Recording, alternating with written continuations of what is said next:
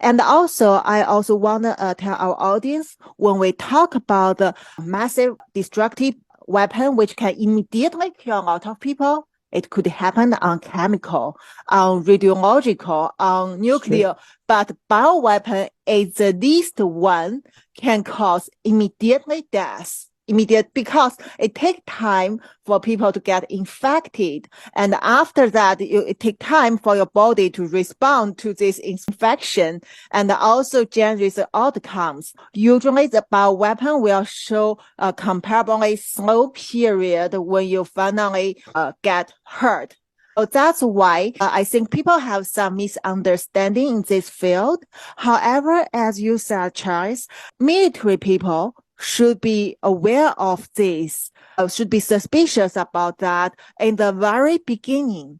But when we say that for example, back to 2020 February, when Peter Daszak and the other 27 scientists signed the Lancet letter that said it's definitely come from nature, and anyone said it come from lab as conspiracy, and we should support China for anti-COVID.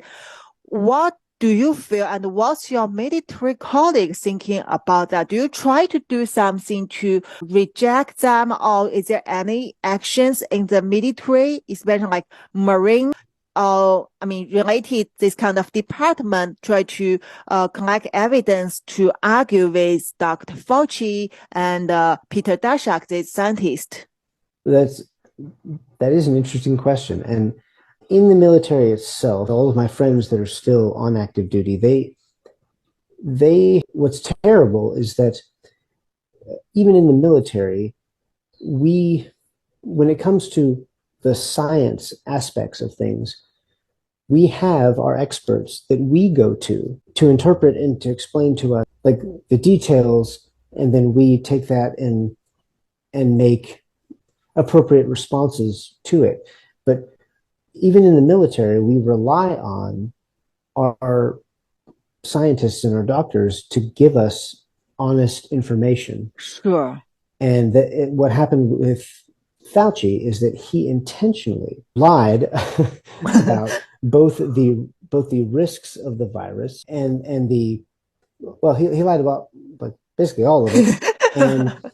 and because of this, it's taken a long time for military researchers to really question it, because if our experts are telling us something, then we're supposed to believe them. And under normal conditions, there's no reason for us not to. May I know that when you say the military scientist or military virologist, those the same experts that under NIH, or they need to receive NIH grant, like that means Fauci can control them in this way. Fauci can like withdraw their medical doctor license or doing these things to threaten them, or you have some independent scientist, virologist for military, for bioweapon research, which could independently avoid of Fauci or NIH to provide you this kind of opinions. Well, unfortunately, we did have an independent science branch, I guess you could say. Like our unfortunately, after September 11th, there was this decision made to combine our public health scientists and have them be in charge of working with the military scientists on research. But also, like, most of the funding comes through, Dr. Fauci, for instance. What this did was, if Dr. Fauci had been a good person who told the truth, then that would have worked fine. But unfortunately, because he didn't, and he wasn't telling the truth, it made our military very vulnerable, because he was the expert for the civilian side and the military side that we were all getting our information from. And so anybody that was any of the military scientists, for instance, they didn't have the power, they didn't have the ability to overrule Dr. Fauci. And that's really very sad. it's horrific. Well, and it happened in all these different areas. It happened with the lockdowns and not understanding aerosol transmission Yes. and all these things that were the science, because I got sick very early. I was actually traveling in Europe in February and March, and so I got sick in early March of 2020. And it was when I was sick. You were sick at that time of COVID-19? Yeah, so very early, I got sick, I believe, from when I was traveling through Spain, and when I came back, this was still before the lockdowns in the West, and so Yes. when I got back to Dallas, and I knew that I was sick, I felt terrible, and so I wanted to go get tested, but at that point, there was very few places that were testing. I was one of the first people in the city of Dallas. Dallas is actually about 9 million people. Wow. And Wuhan is 11 million. So it's similar. Similar, very similar in that they're both transportation hubs. They're in the middle Sure. of the country, etc. But I was unlucky, and I was just one of the first ones. And when I went to go get tested, and I saw the fear and the uncertainty of the doctors and nurses who were testing me, like they were scared. They were literally scared now. Yes. And that's what concerned me, because it was a virus, and Unknown. I didn't want to die from it, but I understood that I was probably going to be okay. But when I saw the fear in the eyes of the medical personnel, that scared me, because Sure. it made me realize that It could be if this is coming, and the fact that they are scared and they don't understand, that's a very bad way to start. Exactly. I understand, because at that time I get involved into the secret research as a last day of 2019, right? At that time, what happened in Wuhan is even worse than you have seen in Dallas, because at least when you say February, I remember before March, at least there was no real outbreak in America. Partially depends. That's a very good reason, very important reason, that President Trump has locked down the travel ban. That's why Europe first gets the outbreaks, because a lot of Chinese people or like fly to the Italy or other countries. So that area become the first place out of China has such big outbreak. And also, at that time, when doctors and nurses, they don't understand this virus, it's very difficult for them to handle the treatment. And also, of course, you would see this fear from their eyes. They cannot hide it. But I didn't think that Fauci has so big power in both civil and military side, because as I know in US, everything should have this power of separation, separation of power. Sorry. I thought in this public health, you also should have the different department authorities could restrict each other.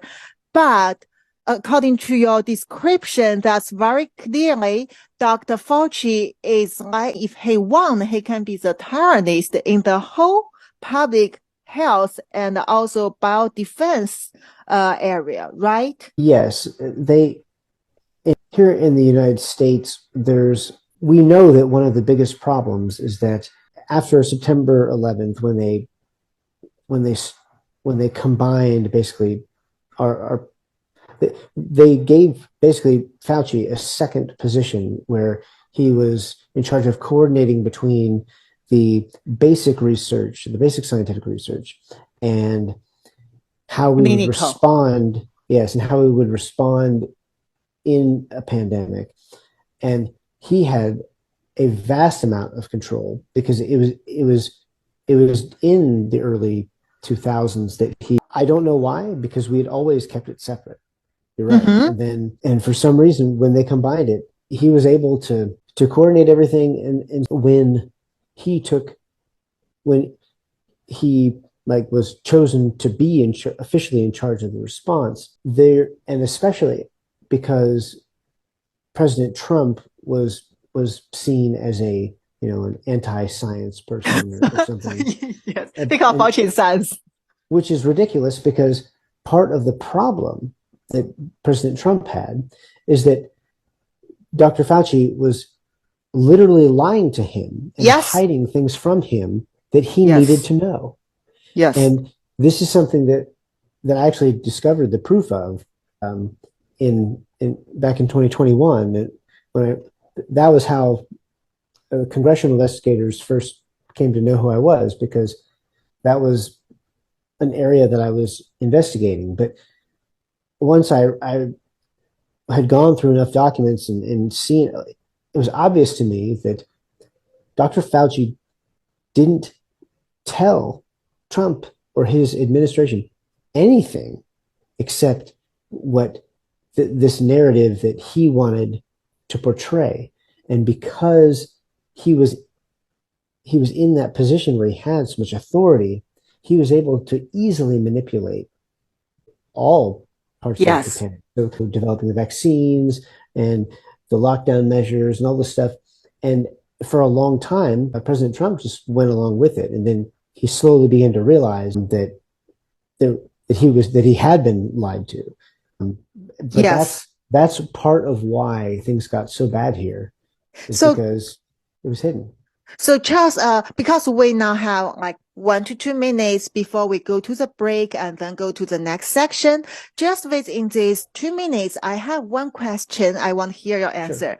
So we all know Dr. Fauci lied to President Trump at that time. And actually, I was in Hong Kong since I exposed all these facts about COVID virus, the PLA, Chinese military's role inside, CCP lying, WHO lying. I managed to deliver this message to President Trump and to trigger the lockdown. And I see how President Trump was treated in the weekly press at that time in the early outbreak.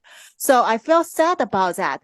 But I just want to hear your quick question before our outbreak. Do you think Dr. Fauci also cheated President Biden, or do you think in the past 2 years of Biden administration, Dr. Fauci changed and provided the real information on COVID-19?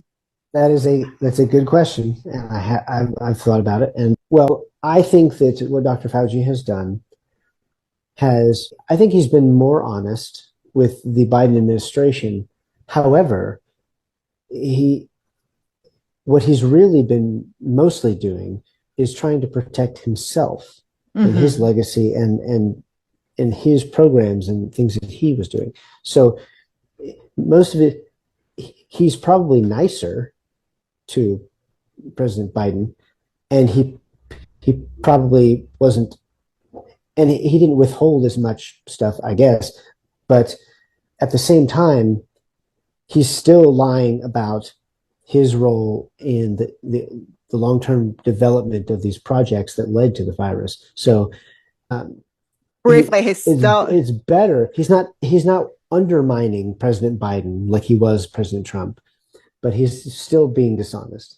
Okay, thank you so much. I think this will help our audience to know more about the pandemic and Dr. Fauci and the science behind it, the silence of the speech, and also many other things. And let's have just a short break, and we'll come back and continue our conversation with Charles.